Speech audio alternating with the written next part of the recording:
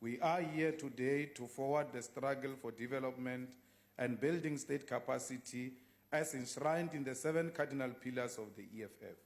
We have witnessed a lack of direction in terms of economic development, and state capacity continues to deteriorate. The private sector in South Africa is now bearing the fruits of its investment in Tumamina, as we are presented with plans to sell the little control over the economy that the state has. Today, we carry the mandate of cleaners and security guards to once again provide a way forward that will benefit the poor masses of our people, develop the state, and save money. From the outset, we must illustrate to the ruling party what a developmental state looks like.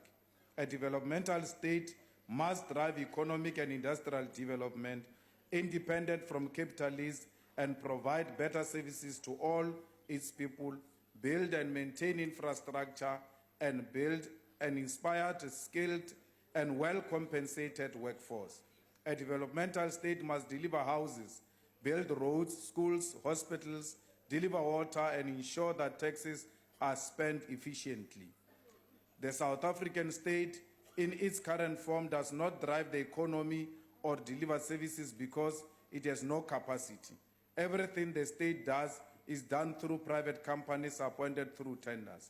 Today, government spends an estimated 800 billion through tenders. Today, governments appoint private companies to provide simple services such as security, gardening, traveling, cleaning, general maintenance, and other services. Government and state-owned companies appoint companies to build and maintain schools, clinics, hospitals, electricity, power plants, water treatment plants, sanitation plants, and other infrastructure. Government also appoint consultants to develop strategies, write basic documents, reports, and plans. Essentially, what we have is a state that is run like a private company.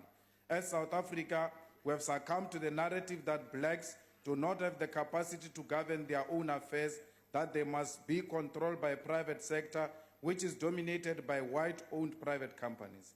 A private sector that has no obligation to develop South Africa but is motivated to bleed us dry of our resources. Inflated prices and corruption are one part of the problem with tenders. The other problem is that these companies make our people work under terrible conditions with long hours, no medical aid, and pay them below living wage.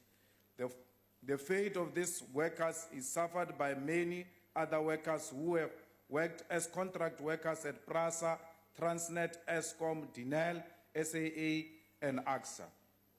The question then becomes what is to be done.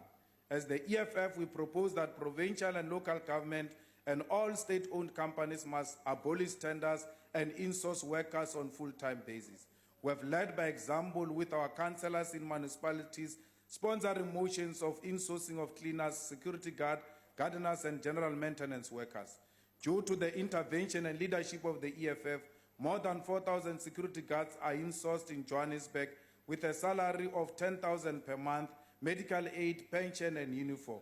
More than 1,000 cleaners are employed with a salary of 10,000. Cleaners who used to be employed by private companies are now employed directly by the city of Johannesburg. The EFF caucus in Nelson Mandela Bay, city of Tshwane, and all municipalities that did not have outright winners in 2016 local government elections are engaged in programs that will lead to the insourcing of workers. While there are positive results and correct direction, the only sustainable and long-term solution is national legislation that promotes the insourcing of workers and detenderizing the state at all levels. We have since started a process here in Parliament to introduce insourcing private members' bill.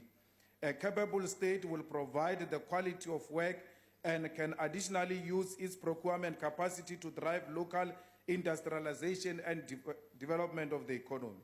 South African government at national, provincial, and all state-owned companies must be rescued from the control of Bidvest Company, which currently is responsible for almost everything that government can do by itself.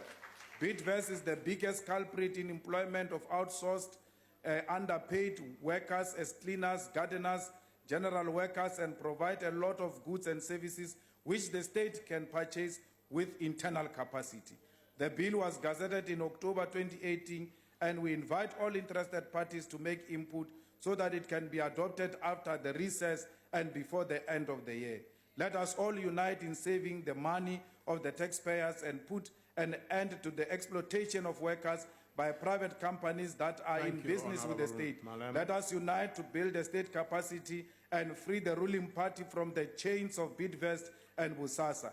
Building state capacity through the insourcing of workers is one of the many steps towards the economic development.